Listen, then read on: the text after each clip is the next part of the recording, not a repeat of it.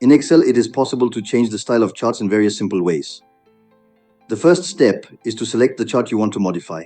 Once the chart is selected, go to the Design tab.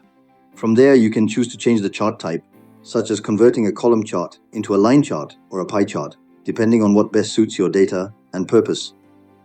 This flexibility allows you to present your information in a format that is most understandable and visually appealing. The next important aspect is to adjust the colors of the chart. Within the design options, you can change the color scheme applied to the chart.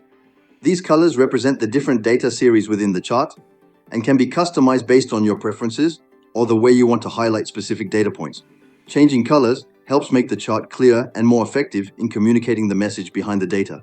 By selecting various parts of the chart, such as axes, legends, or data series, you can further customize the chart appearance to make your data presentation more precise and visually distinct.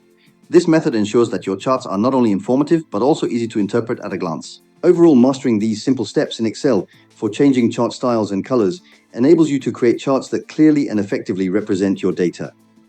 This is essential for delivering reports, presentations, or any form of data analysis where visual clarity is critical. Understanding how to utilize these built-in Excel features improves your ability to communicate insights and trends from your data efficiently.